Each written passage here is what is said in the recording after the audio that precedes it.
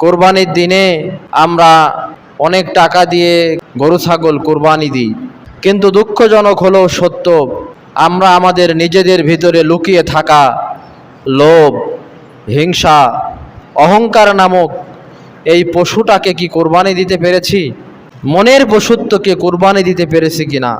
পশুর গলায় ছুরি চালানোর আগে আমাদের উচিত নিজের ভিতরের কুপ্রবৃত্তির এ সমস্ত লোভ, হিংসা, অহংকারের উপরে ছুরি চালানো।